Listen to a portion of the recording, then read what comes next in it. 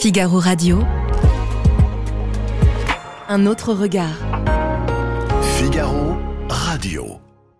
Bonjour Anne de Guigné. Bonjour Thomas Engrand. Dans votre chronique, Un autre regard, vous nous parlez d'un sujet dans l'air du temps, le protectionnisme agricole. Oui Thomas, le libre-échange n'a plus vraiment bonne presse. On a vu les images à la télévision. Ces derniers jours, des agriculteurs les plus remontés ont vidé dans quelques supermarchés les rayons de charcuterie orange ou du miel d'origine étrangère. Et cela n'a pas semblé vraiment étonner les Français. Mais il faut reconnaître que l'histoire ne donne pas tort à ces paysans en colère. Elle a démontré que la théorie de Ricardo, la fameuse théorie des avantages comparatifs, se révélait une douce chimère. Pour l'économiste, tout échange tend vers l'équilibre réciproque et se retrouve ainsi nécessairement profitable aux deux partenaires. Dans la réalité, loin de lier, je cite Ricardo, entre elles toutes les nations du monde civilisées par les nœuds communs de l'intérêt, par les relations amicales en faisant une seule et grande société, le commerce est en fait plutôt fondé sur les rapports de force. C'est-à-dire que le libre-échange n'aurait pas de vertu ? Ah non, je ne vais pas jusqu'à là, Thomas, moi, je reste libéral. Le libre-échange a bien sûr des vertus, mais il faut être honnête, pas des vertus pour tout le monde. Il profite aux industries les plus compétitives, renforçant les points forts d'une économie et laminant les secteurs fragiles. Ainsi, en France, dès le 19e siècle, les vignerons bordelais défendaient avec passion l'ouverture des frontières, tandis que les exploitants modestes réclamaient des mesures protectionnisme. Les dirigeants français ont longtemps résolu cette tension avec pragmatisme, considérant que les bienfaits économiques globaux de la concurrence ne justifiaient pas son astronomique coût politique.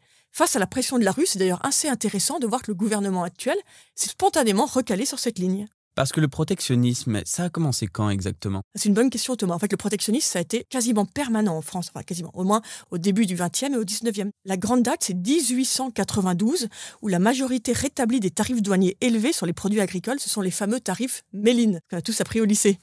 Et ces tarifs seront prolongés ensuite sous une forme ou une autre jusqu'à la Seconde Guerre mondiale. En fait, cette politique a scellé en quelque sorte l'adhésion du monde paysan, qui était resté très conservateur, à la République. Et autour de la défense du protectionnisme se sont structurés les premiers partis républicains conservateurs. Et quelles ont été les conséquences de ce choix ? Ils n'ont pas été forcément excellents pour la France. La France est demeurée bien plus longtemps que ses voisins un pays rural. Au début du XXe siècle, encore une très grande partie du PIB français vient du monde agricole, alors que l'Angleterre assume déjà son statut de nation résolument industrielle. Et ces années de perfusion n'incitent pas les exploitations hexagonales à rentrer dans le jeu de la compétitivité. Ainsi, à la fin des années 40, l'agriculture est à peu près 2 fois moins productive que le reste de l'économie. Le retard est quasiment comblé dans les années 80.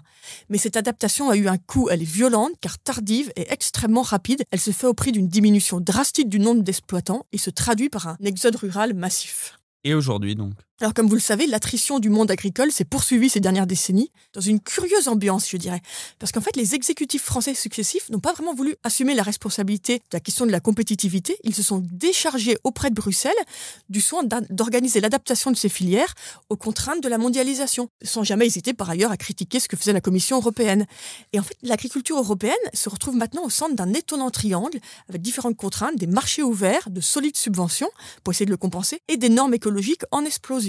Alors pour les exploitations françaises, il y a en plus 2 spécificités pas simples, qui est la passion de l'État pour le mieux-disant normatif et de lourds prélèvements obligatoires. Le plan de Gabriel Attal a répondu en partie à ces contraintes. En revanche, il ne résout ni le sujet de l'avenir des petites exploitations, ni l'objectif affiché depuis le Covid, sans jamais d'ailleurs être vraiment défini, de souveraineté alimentaire. Et c'est vrai qu'on revient au départ. Seule une plus grande fermeture des marchés le permettrait. Mais à quel coût ? Il faut se poser cette question, celui d'un choc sur les prix pour le consommateur et d'inévitables mesures de rétorsion pour les exportations, et en premier lieu la filière viticole. C'est un choix.